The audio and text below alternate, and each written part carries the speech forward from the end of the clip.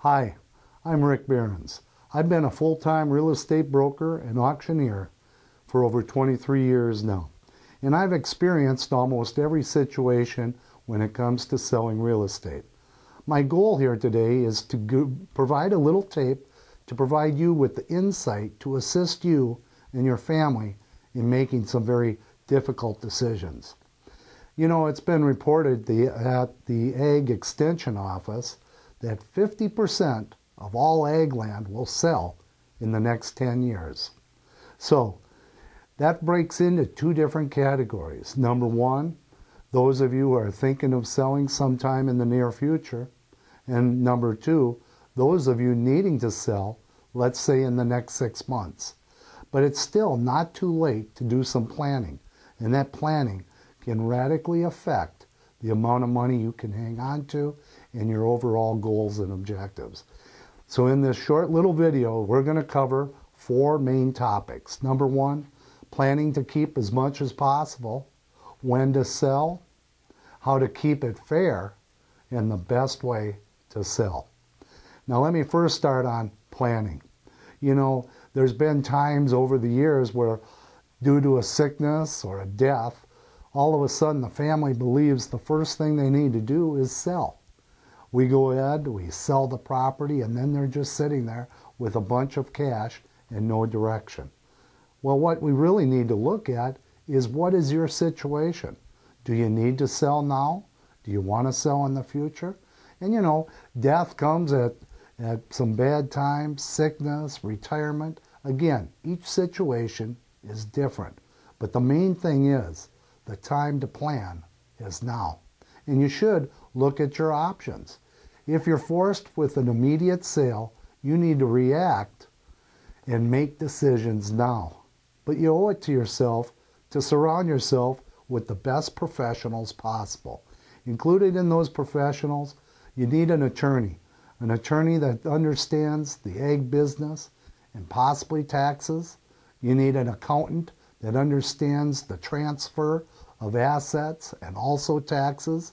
You might want to incorporate a financial planner to make sure you have enough money to live out the rest of your days in a comfort manner that you're willing to have.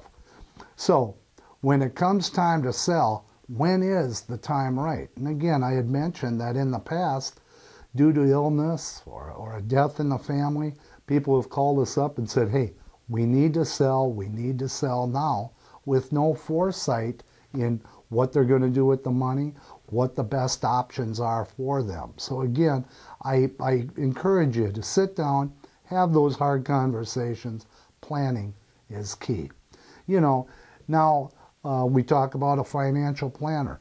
Just because you've had an attorney over the years or an accountant doesn't mean they're the best in this business. And ladies and gentlemen, the decisions you make can cost you dearly.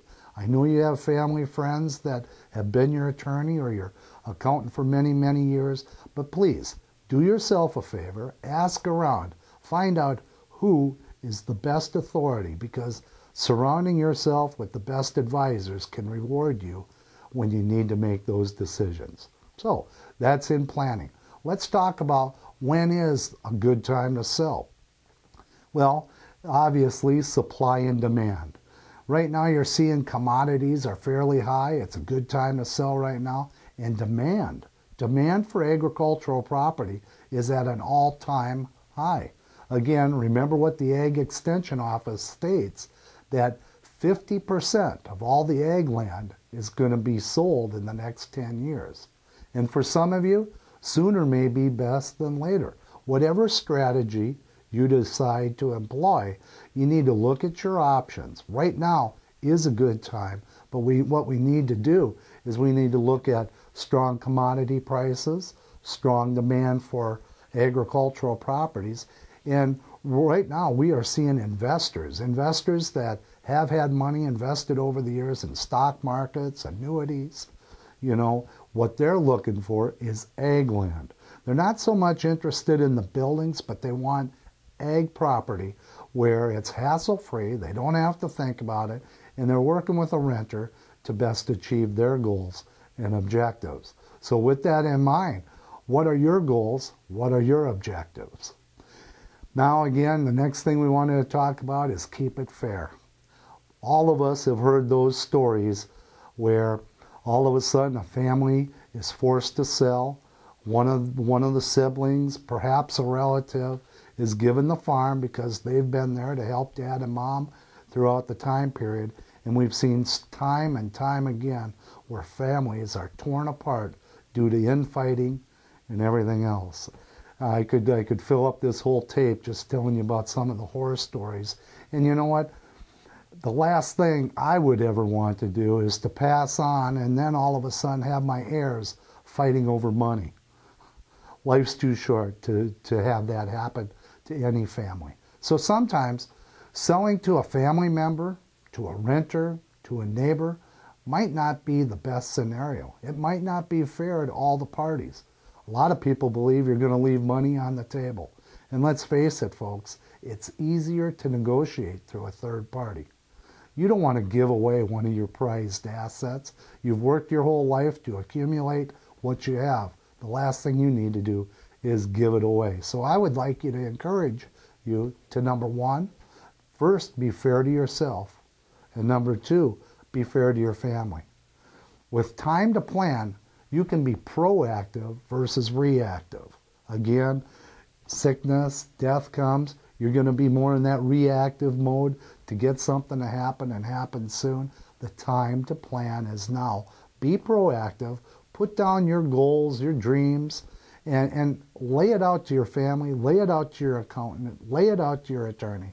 And that way, all your goals can be accomplished. And again, in the next 10 years, 50% of all ag land is going to be selling. The time to plan is now. And out of that 50%, it's stated that only 12% of the time those farms stay within the family unit.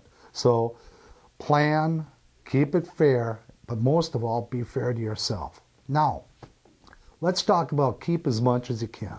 Again, depending on your team of advisors, they're going to be able to guide you through some very complex questions and answers. Depending on the complexity of your operation, some operations should be sold over a period of years, not all at once. Some strategies might be, let's sell part of it this year, part next. Again, looking at your strategies, tax avoidance, it's legal. Big corporations are doing it all the time. You need to look out for yourself. What's the best way to get out of your existing business and yet retain as much as you possibly can? So again, some operations, it might take a year or two to sell that asset. And again, you're going to want to check out with your advisors, talk about deferring taxes, perhaps a strategic 1031. How about owner financing? If all of a sudden you just sell your farm and you get this chunk of money, well, you can put it in the bank for 0.5%, or you can become the banker and get 5% on your money. I would encourage you to do it somewhat short term, not a 10-year, 15-year. But again, that's going to be something you're going to want to talk to your advisors about to best guide you through that. Short term, and again, it depends on your goals and dreams.